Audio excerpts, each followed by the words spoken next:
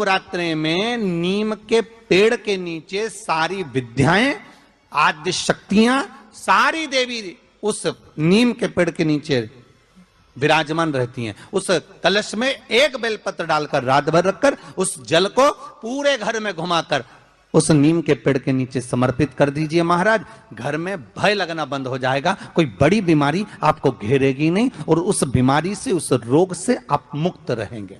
उस बीमारी से, उस रोग से आप मुक्त पाएंगे।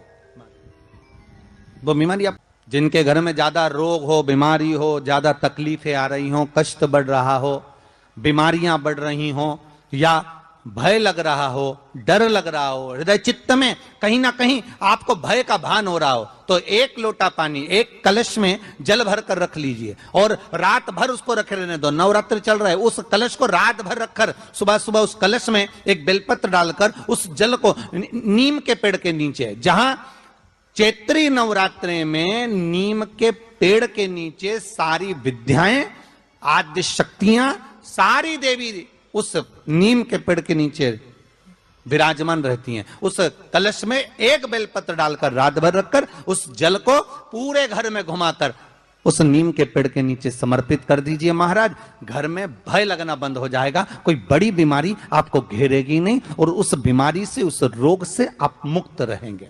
उस बीमारी से, उस रोग से आप मुक्त पाएंगे। वो बीमारी आपको घेर नहीं।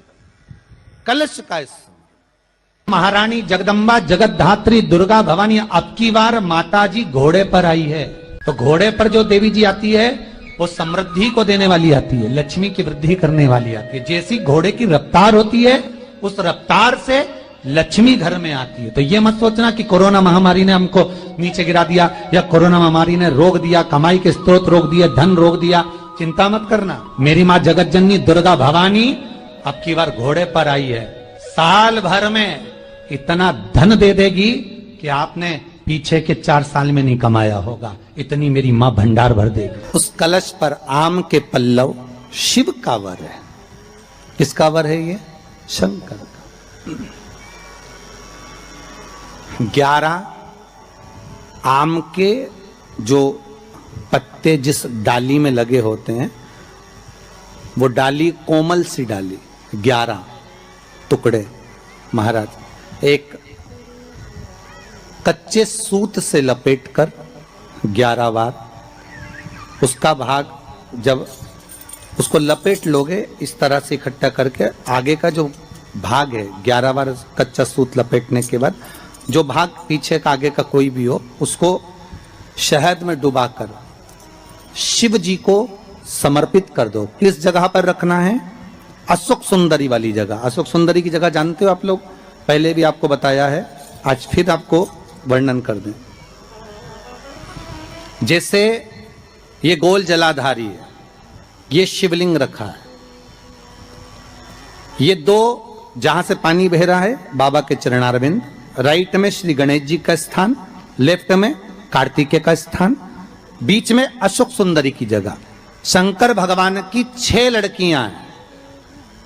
भगवान शंकर के 13 बच्चे, 13 बच्चों में से 6 लड़कियां, उस 6 लड़कियों में से एक लड़की का स्थान, भगवान शंकर की एक बेटी का स्थान, अशोक सुंदरी का स्थान सामने पद्म पुराण में स्पष्ट किया। ये स्थान अशोक सुंदरी का। शंकर भगवान की जलाधारी में पार्वती जी का हस्तकमल, ऊपर से जो एक एक बूंद पानी गिरता है, ये शंकर भगवान की 5 लड़कियों का स्थान है। जया, विषहरा, शामरी बारी, दौतली और देव। शंकर भगवान की 5 लड़कियां भगवान शंकर के मस्तक पे जल की धार गिरा रही हैं। बीच में जो अशोक सुंदरी का स्थान है महाराज, उस जगह पर शहद का मुख, जो शहद आपने भिंगोया है, उस शहद का मुख शंकर जी की ओर कर कर इसी चैत्र के महीने में, इन्हीं नवरात्रि में शंकर भगवान के उस अशोक सुंदरी की जगह पर शहद का भाग शिव जी की ओर रख दें। महाराज अगर घर में संपदा की कमी हो या कोई पैसा खा गया हो, रुपया नहीं दे रहा हो, पैसा अटक गया हो, तो उस शहद को शिव जी की ओर मुख कर कर उस आम के पल्लव की जो डंडी है उसको 11 डंडी को वहां रख दीजिए और उससे अपनी कामना कर कर आ जाइए। हो सके उस शहद में से थोड़ा सा शहद किसी रुमाल पर किसी कपड़े में लगाकर उसको रख लीजिए। जिस व्यक्ति से पैसे लेना है, जिस व्यक्ति से पैसे मांग रहे हो, उससे एक बार जाकर मिल लीजिए, एक बार उसको खबर कर दीजिए। बाबा चाहेगा भोलेनाथ तो नवरात्रि में ही पैसा वापिस आ जाएगा, अगर शिव कृपा कर देगा। ये बाबा की करुणा। आम का पल्लव कोई साधारण नहीं जिसको कलश के ऊपर रखा जाता है, शिव की कृपा। जिस आम के पेड़ पर स्वयं कामदेव चढ़कर भगवान शंकर के तीसरे नेत्र द्वारा जलकर भस्म हो जाते हैं, वो आम का पेड़ साधारण नहीं हो सकता, सहज नहीं है। और वैसे भी शिव शिव है महाराज। सबसे पहली नवरात्रि का व्रत किसने किया? उत्तर दीजिए। सबसे पहला नवरात्रि का व्रत, नवरात्रि की उपासना सबसे पहले किसने करी थी? भगवान राम ने। अश्विन के नवरात्रि में भगवान राम ने 9 दिन तक कलश की स्थापना कर लंकाधिपति रावण को मारने के लिए मां जगत जननी की आराधना की। भगवान राम ने मां जगत जननी की आराधना, मां जगदम्बा की आराधना।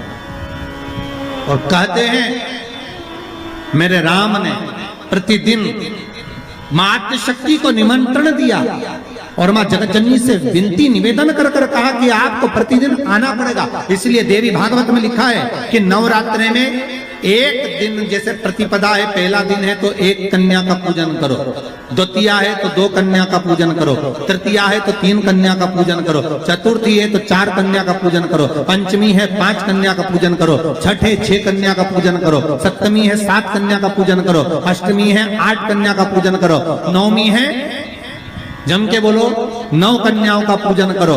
और अगर इस तरह से आप पूजन नहीं कर सकते नवरात्रि में तो 9 कन्याओं का पूजन एक साथ या तो अष्टमी के दिन या नवमी के दिन कर दो, या मध्य में बीच में भी आप कर सकते हो एक साथ। पर अगर आपकी कोई कामना है, आपकी कोई इच्छा है, मालूम पड़े, जैसे कई लोग कहते हैं कि हमारी इच्छा है, हमारी वो मकान नहीं बिक रहा, या हमारी वो जमीन नहीं खरीदी जा रही, या हमारी कोई कंपनी नहीं डल रही, या हमारे काम में ये अड़चन आ रही है, तो नवरात्रि में 4 नवरात्रि में से किसी भी नवरात्रि में आप नियम बना लो कि एक कलश की स्थापना कर कर एक दिन में एक कन्या का पूजन कर कर उसको भोजन कराना, लाल वस्त्र देना, लाल चुनरी देना, दूसरे दिन में 2 कन्याओं का पूजन कर कर लाल वस्त्र ओढ़ाना, लाल चुनरी देना, तीसरे दिन में 3, चौथे दिन में 4, 5वें दिन में 5, ऐसे 7-9 दिन तक एक एक कन्याओं के क्रम को बढ़ाते बढ़ाते बढ़ाते बढ़ाते आप उस पूजन का विधान प्रबल कर सकते।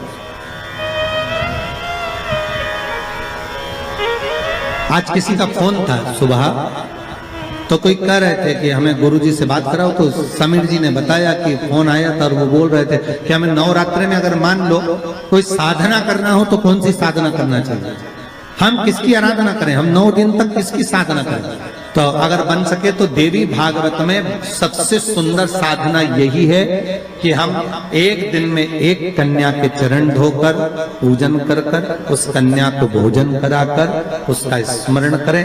हाँ, ये जरूर है, तब आप किसी कन्या को एक दिन में 1, 2 दिन में 2, 3 दिन में 3, 4 दिन में 4, 5 दिन में 5, ऐसे नवरात्रि 4 बार जो नवरात्रि आती, किसी भी नवरात्रि में आप स्मरण कर उसका फल मिला।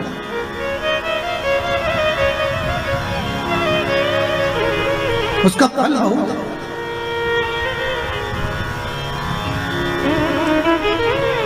जैसे बेलपत्री का किया गया दान छिन्न नहीं माना गया। किस चीज का दान? जम के बोलिए जरा। बेलपत्री। बेलपत्री का किया गया दान छिन्न दान नहीं है, समाप्ति नहीं होती। बेलपत्री अगर आपने कोई आपसे कहा जी जी तुम्हारे यहाँ बेलपत्री लगी है, जरा 8-10 दे दोगी क्या? बिल्कुल। और उससे कहो बेलपत्र तू मत तोड़, हम तोड़ कर देते, और अपने हाथ से बेलपत्र निकाल कर उसको दो दान। ये छिन्न दान नहीं है, ये समाप्त नहीं होता। ये बेलपत्र का दान अविरल दान बढ़ता है।